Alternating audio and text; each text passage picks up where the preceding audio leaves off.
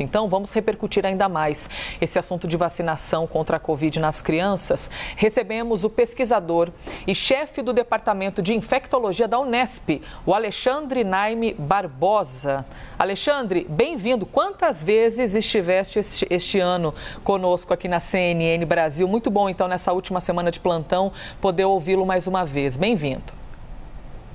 Muito bom dia, Elisa. Muito bom dia a todo mundo que está ligado na CNN. Foram várias vezes, mas eu virei aqui, eu tenho certeza que vocês também me chamarão quantas vezes forem necessário, porque o mais importante nessa pandemia, e eu digo isso com toda sinceridade, mais difícil do que lidar contra o vírus é lidar contra as fake news, a desinformação e todo esse absurdo que se fez em torno da politização da pandemia. Então, contem sempre comigo.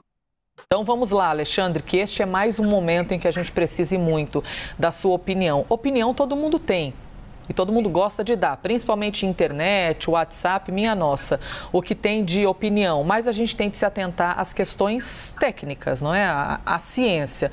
Então, gostaria de lhe ouvir a respeito da vacinação com crianças. Primeiro, qual é o seu olhar, a sua opinião quanto ao posicionamento do Ministério da Saúde de querer ouvir a população? Ouvir a população é sempre muito bom, não é? Debater os assuntos, isso tem sempre o seu lado positivo. Mas a gente está falando de um assunto que é muito técnico e que a própria Anvisa já se posicionou dizendo: está aprovado, as pessoas que têm conhecimento para tal já analisaram e já aprovaram. O Ministério da Saúde querer ouvir a população traz que tipo de mensagem para a credibilidade da ciência? Elisa, quando um assunto é extremamente técnico, extremamente científico, o que se pede é a opinião de pessoas que tenham expertise nessa área. Por exemplo, você já viu alguma consulta pública para perguntar qual é a alíquota de imposto de renda que nós vamos ter que debitar no ano seguinte? Isso é feito por economistas, isso é feito por uma junta de experts.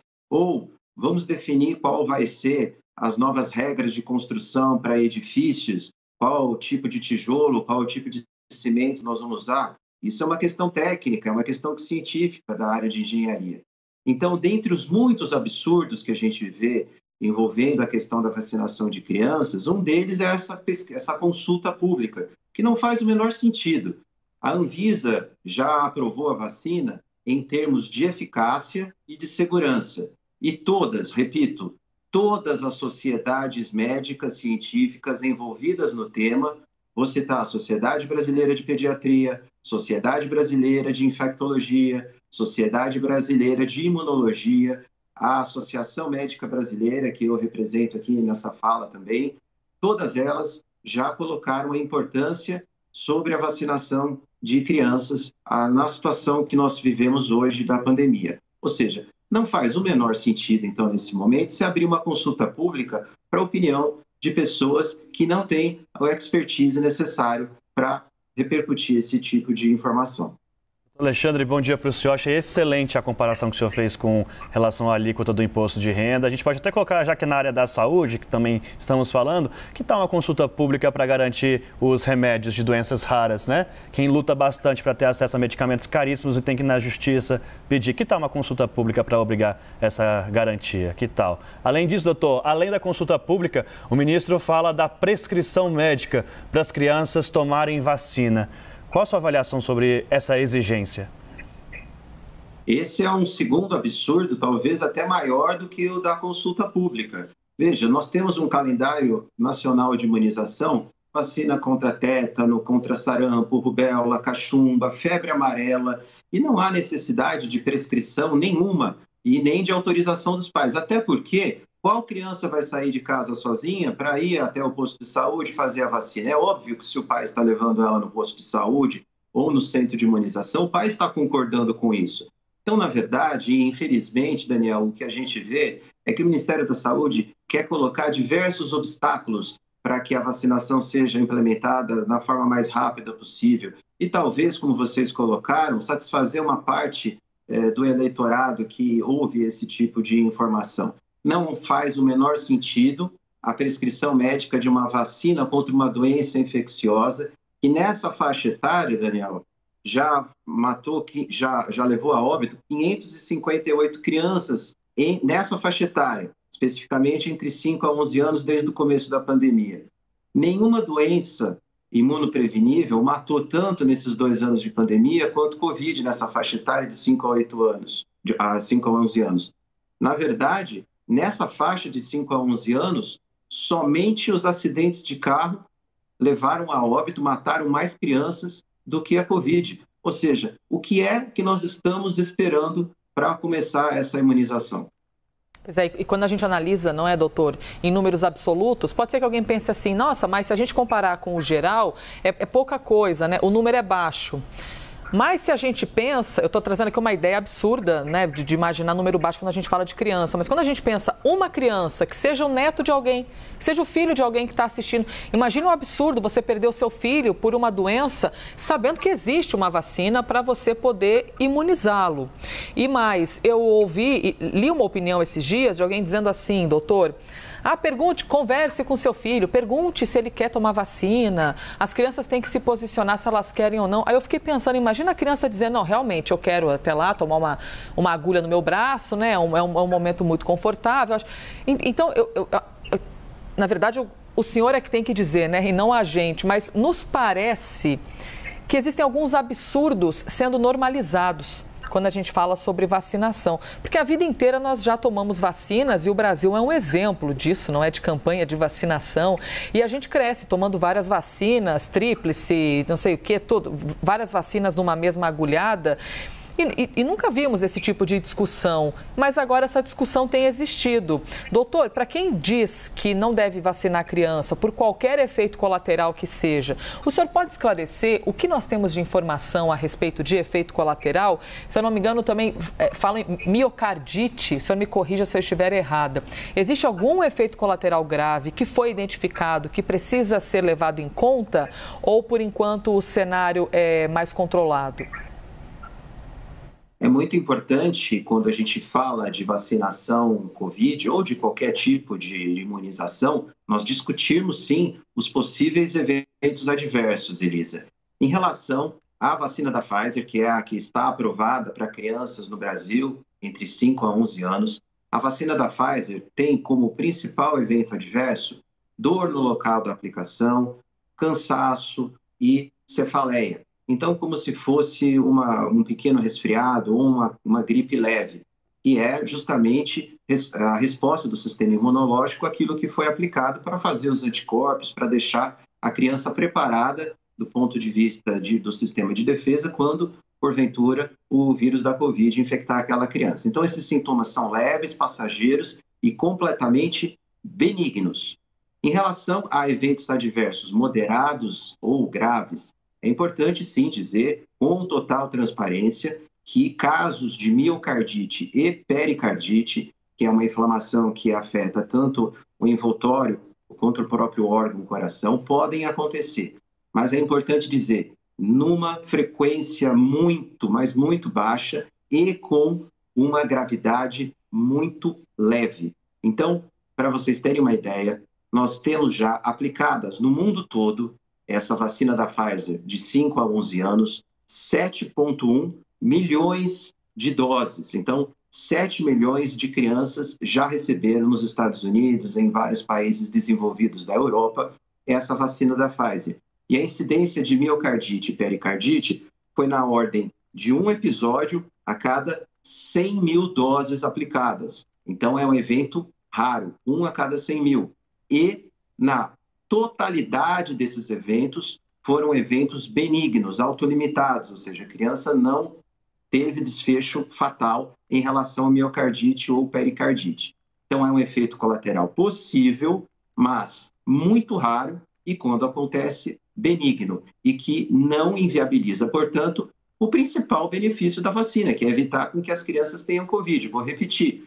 Foram 558 crianças nesses 2 anos de pandemia, na faixa etária entre 5 a 11 anos, e morreram de Covid no Brasil. Mortes evitáveis. É lógico que, num contexto de pandemia, nós temos que vacinar primeiro os grupos de maior risco. Por isso, começamos lá com os idosos, pessoas com comorbidade, depois a população em geral, depois os adolescentes e agora as crianças.